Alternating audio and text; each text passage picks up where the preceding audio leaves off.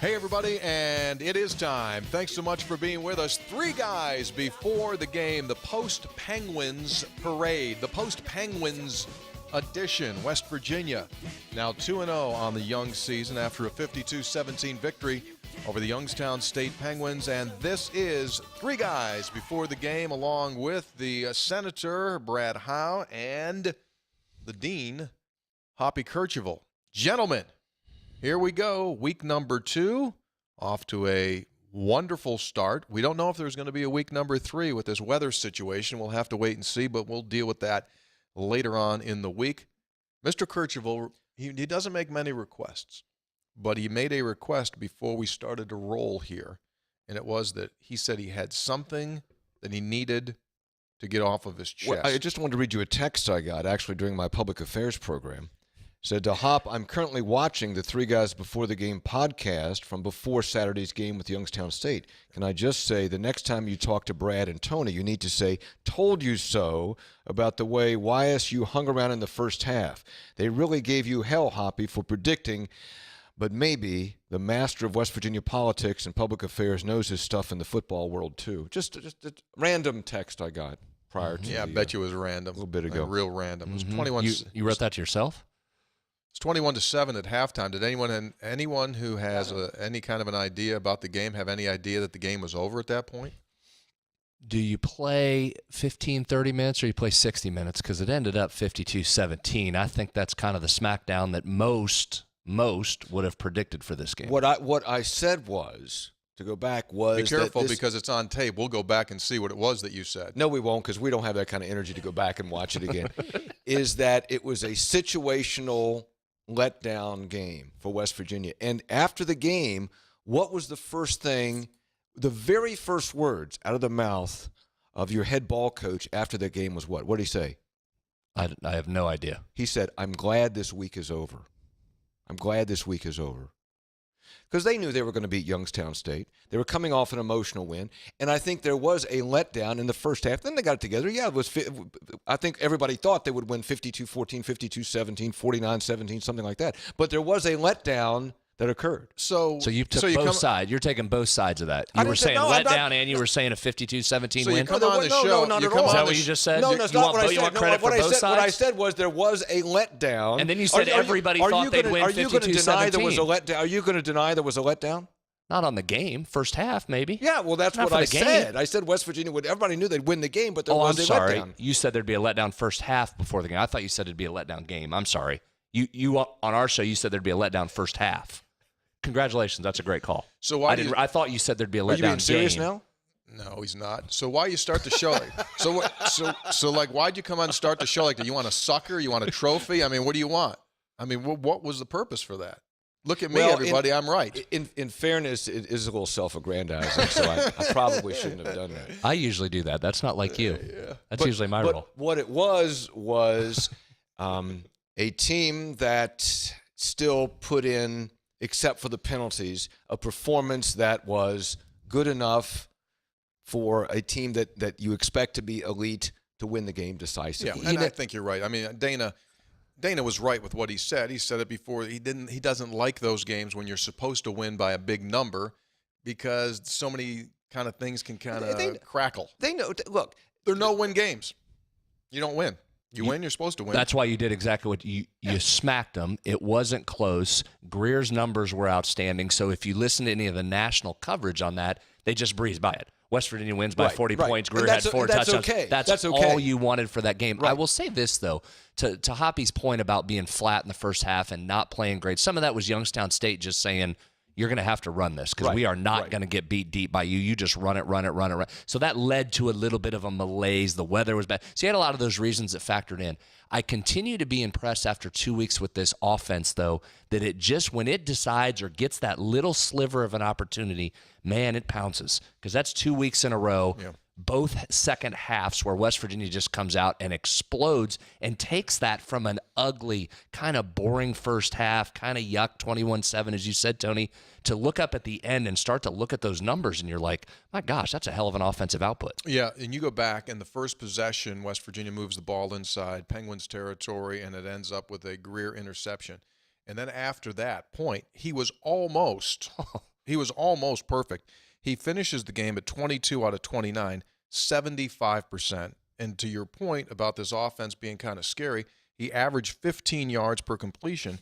And as I was on Hoppy's little coffee clutch public affairs show that he does earlier. How about this? This offense still has only run 136 snaps in 2 games. 136 snaps. They've scored 92 points. Yeah. So yeah, you're right. It's percolating.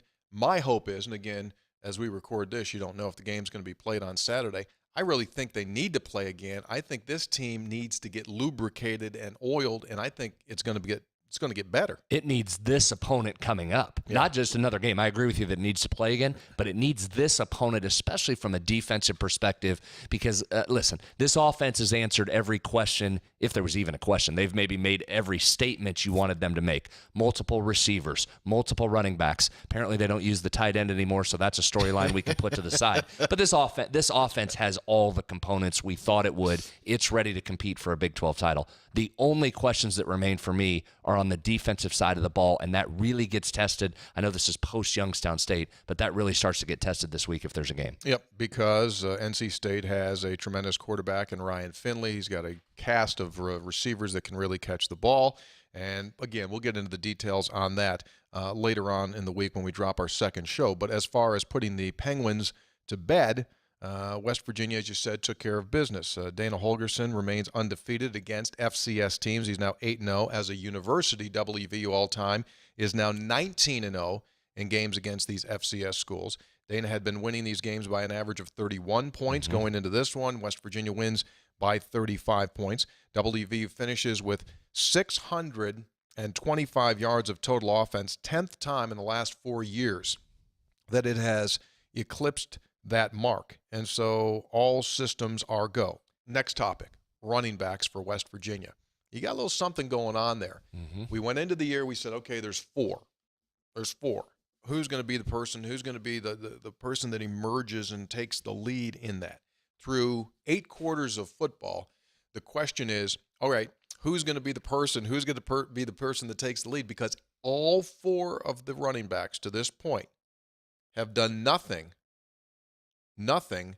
to hurt themselves. So the game's still on. So the battle is, it's still going on, which is a wonderful thing to have. I think that Kennedy McCoy has used these other 3 guys as a catalyst to make himself be playing as efficiently and as hard as he has in the previous 2 seasons at WVU. I think he's running really hard. Really hard. Really hard, and I think that's because Letty Brown and Alex Sinkfield and Martell Pettaway are all biting, which is a wonderful situation. It is. It's a good problem to have, and West Virginia had 299 yards on the ground in that game. And look at those numbers. Letty Brown, 115. Pettaway had 77, got dinged up. Kennedy McCoy had 79. Sinkfield, before he got hurt, had 27.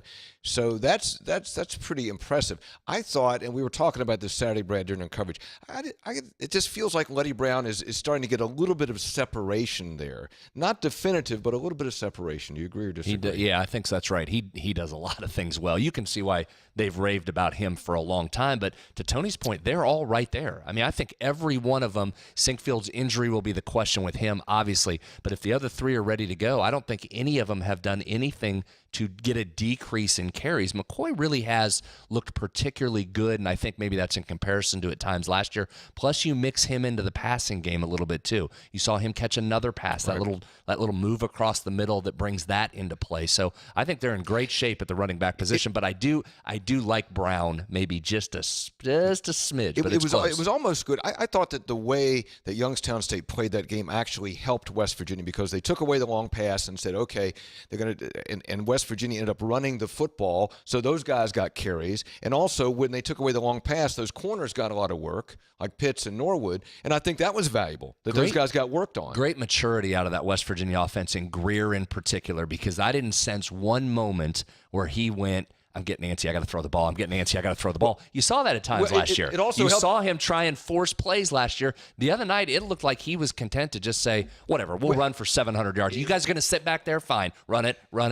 But also, when he dropped back, it also helped that he had 5 seconds back there to make up his mind. I mean, there was a good job with protection, too. You think they were playing 5 steamboats? Like you can't touch them until you get to 5. They were One counting. steamboat, They were two counting. steamboat, 5 Mississippi, 5 sometimes. Mississippis. Yeah. Steamboats or Mississippis.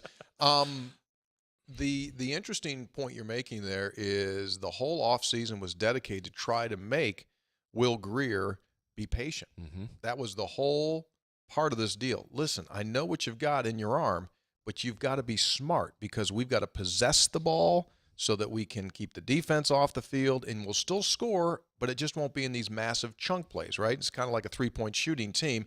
You can live and die by the three-point shot if you can run it when you want. So I do think it was wonderful. And then the third down conversions were superb. West Virginia struggled with that horribly a year ago. 2 games in a row now, they're doing extremely well. I think it was 5 out of 9 against Tennessee, 7 of 11 this week, plus 1 out of 1 on fourth down. And they go into the red zone, 5 out of 5 in red zone scoring. 4 out of 5 of those times they got touchdowns. Yeah, you don't have any offensive problems. I mean, really. And Dana Holgerson said after the game when he was talking about Will Greer that last year it was the impatience and trying to rush things. And if Greer was thinking about pushing it a little bit in the first half, and Holgerson talked to him at halftime, said, just make good decisions. It's going to come to you. And he was very pleased with the decisions that Greer made. I mean, this year has made a tremendous difference in Greer and his decision making. He's not making bad decisions. He had that one on that pick where he was running. That was a bad decision, but that was about it. That was all. And fast forwarding along, I was watching that first half there. I wonder how many teams will try that approach against West Virginia, where we just say, you are absolutely not going to come out here and hit 2 big plays and put us in a hole 14-0 early. We're just going to sit back, and can you be patient in the middle of a Big 12 game in October when it matters? Can you be patient running the football? I'm interested to see that approach as we move throughout the year. Yeah, I think you make a good point, and I think the answer will be yes. And one of the reasons why they will be comfortable in being patient and doing it is because they had to do it against Youngstown State, and it just kind of goes back and say, yeah, we can do this. How about this one? To talk about depth on your offense. No one's even talking about David Sills. David Sills only had 3 passes thrown to him the entire game, and he caught 2 of them, had a nice first down catch and run. That's the depth that you have when you've got a Bolitnikov finalist on your team, and you don't need to pump him the ball. If it's not there, it's not there, and you just move on. Well, again, what Tennessee, 11 guys caught the ball. 11 different guys. And 8 players caught passes in that game against Youngstown State. And even though Youngstown State, wanted to take away that long pass, look, Sims had a long of 31. Jennings had a long of 33. Sills, 19. Maiden got in the game. He had a long of 40, had a touchdown. So, I mean, there were still big plays, even though they were trying to take away the long pass. And you had some yards after the catch, too, on some of those plays. So how about this? I'll go further to that point. Sills. Jennings. Now, Jennings has turned into the touchdown maker that Sills was early last year, so they've just kind of flipped roles. You knew Marcus Sims would be good. He breaks out in terms of yardage, not necessarily a touchdown. I think the bigger thing is now through 2 games, you know about those guys, but now TJ Simmons has a 59-yarder for you. Dominic Maiden gets that 40-yarder that you talked about. Dominic Maiden, to me, and or Simmons almost had that. Remember when Noel Devine came in at Maryland a few years ago as the backup and busted off a 69-yarder, and all those Maryland people went, are you kidding me? That's the backup? You're kind of now doing that with maybe a Maiden or a Simmons. You're like, who is the 6'5" guy running loose down the field for another touchdown? That receiver depth is absolutely incredible. Yeah, but not everything was ice cream, rainbows, and puppy dog tails. We had some penalty issues here. After only getting 4 penalties in the opener against Tennessee, West Virginia comes up with a dozen. This has been an issue when it comes to penalties in this Mountaineer football team over the last several years. They've been in the bottom portion of the Big 12 standings. They get 12 for 114. That will cost you a game when the leaves start to change. The defensive pass interference ones kind of concern me the most, and maybe that's just because as you look down the road, again, especially this week coming up, you're going to face heavy pressure from a team that throws the football. That's going to be the story of the Big 12. Those D-backs getting those, and it's the same concern. Remember we talked to Tony Gibson this summer about that, about defensive backs not getting their heads around in time. That was the case on Saturday. It was defensive backs just running into the receiver without turning around and making a play on the ball. So to me, I think you can clean the other things up. You got to focus in. The defensive pass interference to me is concerning. Giovanni Stewart makes the spot start at Sam linebacker. Can you keep doing that? Ooh. Well, let me answer this. He played well, had 5 unassisted tackles, but he's 5'9", he's 190, he's undersized, but somebody's got to play. But as you go along in this season, I mean, you're going to face a lot better teams. And then what happens? I mean, this defense is not going to hold teams to 14 points a game, right? I mean, that's not going to be the average, 14 or 17 points a game. And to me, the 52 that West Virginia got, that's the new 39. I mean, I think you're going to have to score. I think there's some games you're going to have to score 49 or 52 points to win the game, okay? Not because you can, but to win the game. So to answer your question, he certainly played fast. So in game 1 in a new position, I think that's probably step 1, 2, and 3, right? Just play fast because you're going to be in the wrong spot. You're going to make the wrong move. You're going to go the wrong direction. I felt like I saw his number a bunch. I felt like he was around the ball a lot. That's a good start. I think the concern just is, can he play against an Oklahoma State if they want to throw it 50 times? Probably. He fits in, right? He's smallish, but that speed helps. What happens if you have a Tonkery and Stewart and they're both undersized linebackers, and heck, even David Long's not a big guy. Oh, not at all. And Texas or Kansas State with an experienced offensive line says, tell you what, boys, we're going to power up to this side. Hey, 9, here we come. And those big linemen start to swallow you. How do you support that? So was he fast? Yes. Could he play there? Yes. May he have to play there in combination with Shea Campbell? Probably yes. It's against the bigger teams that want to power run you. That's the concern. This is a big challenge for Tony Gibson. This is he's going to have to dig deep and try to find something very creatively, very exotic to try to trick people, because he said coming out of the game on Saturday with Giovanni Stewart, he just didn't want to know where, he didn't want them to know where he was going to be. So he just kind of pop them around, put them here, put them there, take them in, take them out. You can't do that after they get you on tape, right? You've already been busted. The surveillance camera has already shown what you're going to do. So the surprise is over. So he's got to become really creative in doing that. Now, West Virginia did have 9 more tackles behind the line of scrimmage. It gives them 21 tackles behind the line in the first 2 games, which puts them at number 6 in the country. So there is that Gibson aggressiveness, and you've got guys that are going after the quarterback. We saw another big play from Kenny Bigelow, Jabril Robinson making plays behind the line. The Stills brothers, they were out there having a big time running around after Montgomery, Van Gorder, and others. So that's part of this defense. You're probably going to have to do some things that, when it comes to risk, are very risky, and you can't be risk averse, because if you just lay back, you're going to get beaten up. So you better start surprising people, and that's going to be the whole deck of cards that Gibby's going to have to work from. And the importance of that defensive line continues to grow. 8 different guys contributed to those 9 tackles for losses. So they're well on not only a pace to beat that number under Dana Holgorsen, which is only 91. The team record is 156 tackles for loss. So West Virginia well on its way. The question is, how much pressure can you get up front? How big can those guys be for you to try and cover up some of this other stuff that you're going to find from the middle and the back end of this defense? And you wonder, as good as West Virginia's offense has been, you're going to get in some games where you talk about pressure. It's going to be a pressure on offense to score and not do a 3 and out, right? Yep. Because remember, that's where we got in some trouble last year, where they would stall. They would have this 14 quarters where they didn't score, and that put tremendous additional stress on the defense. You can't afford to put any more stress on the defense that is already there. So the offense is going to feel pressure. How are they going to respond to that pressure to score early and often in these games? You're exactly right on that. I think the model still is Oklahoma last year. That was not a great Oklahoma defense. They advanced all the way to the college football playoff. So, again, you've heard this before. Is Derek Pitts become a guy that can get you a pick once in a while? Can you get a strip on one of those pressures from the defensive line? It seems like the stops are going to have to come in that form. And if the offense, again, it's a lot of pressure, but if this offense can get you 45 to 50 a game, you're only talking about a couple stops to win games, because style points are about to go out the window. You're about to enter the time when this is nice to win 52-17. It's nice to absolutely embarrass Tennessee. But pretty soon we're going to come in here and say, if you won by 7 and it was 50-43, so what? Move on to the next one. Right. All right, award winners from the Youngstown State game voted on by the WVU coaches. The offensive champion, Marcus Sims, who made the point earlier that he did not catch a touchdown, but he did have career highs in receiving yardage and in receptions. He also was solid on special teams. Defensive champion, Keith Washington Jr., right? One of the younger guys in the defensive backfield for the Mountaineers gets that honor. And the special teams champ, no one ever loves the long snapper, but they did. Rex Sunahara is the special teams champion. He's the new long snapper, replaced Nick Meadows at the end of the season. A couple of other news and notes. Obviously, the weather is going to be the storyline as West Virginia gets ready for NC State. Senator, you were involved in athletics administration for over 2 decades.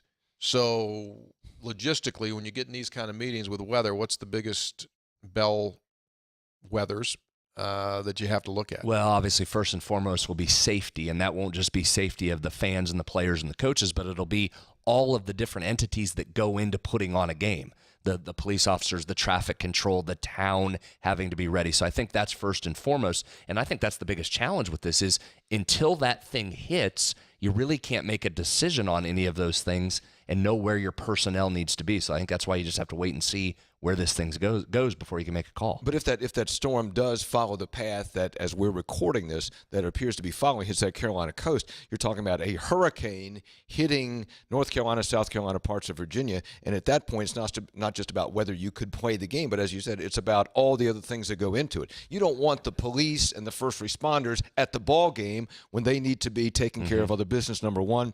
And number two, how about people? I mean, fans don't. You can't be there if you're worried about property, traffic. There's just all kinds of other things. I'm sure they'll make the right decision. But I tell you what, you would think if it hits, and we're looking at a model right now, if it hits that way, you can't play the game. Yeah, you can't play the game. That doesn't look real good there, does it? That doesn't look real good for those of you that are watching in on. Now it might dissipate. I guess anything can happen. But if it looks like that, how could you play, or should you even try to play?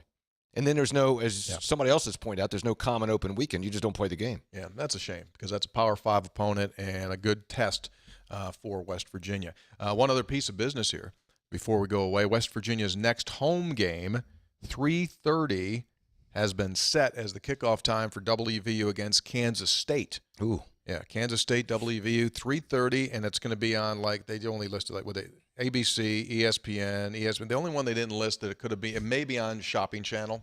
That was the only one, right, that they weren't sure on yet, but it'll be on one of the ESPN family networks.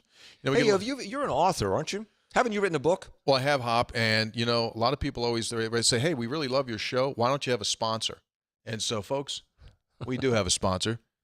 Because podcasts always have sponsors. We never had sponsor. Don't admit that. No. Hey, Hoppy, this is a transparent podcast. I mean, we've said that 48 shows ago. We said this is a transparent podcast. Trying to be honest with the audience. Try to be an audience. And so we feel that we're not a real podcast. We're not a legitimate podcast until we have a sponsor. Today's podcast, the Post-Penguins edition of the Three Guys Before the Game, is brought to us by the children's book, Where, Oh, Where Could We Go? Traveling West Virginia, High and Low. Who wrote that? Matter of fact, Hoppy, my name's on there. I think I wrote that, and it was illustrated wonderfully by Emily Huffman. So if you've got a little one, a little Sparky, or a little Sarah running around the house, wants to learn about the iconic locations in the state of West Virginia, you can order that. As a podcast special, you'll get it autographed by yours truly. Nice. How do you order it? You just go to my website, TonyCaridi.com. Now, that's Tony with a Y, not with an I. A lot of people starting to make that mistake. It's bothersome. It is a mistake. Yeah, just go to TonyCaridi.com. We'll autograph it for you. And it's a great little book. You learn more, go to the website. Now, one more thing, if you're going to be an authentic podcast, you should say, if you like what you're hearing and would like this to continue, please support our sponsors and show them that you're listening to the podcast. Yes. Show us that you're listening to the podcast by making an order. The Three Guys Before the Game. It's a great book. I'm about halfway through it, really enjoying it. I just don't know how it's going to end. Well, it ends well, and I know you got to get through Bob Woodward's first before you can finish mine. All right, music's on. Hey, when we're in season, that means that we will be back with you on Thursday. Regardless, if the game's postponed or canceled by then, we're still going to come in here on Thursday, and we'll chat. We'll get you the details and things like that. So we are out of here. Thanks so much again. Share it. Let people know about it. For Hoppy Kercheval, the Senator Brad Howe, Three Guys Before the Game, Post-Penguins edition is out. You can't depend on politicians.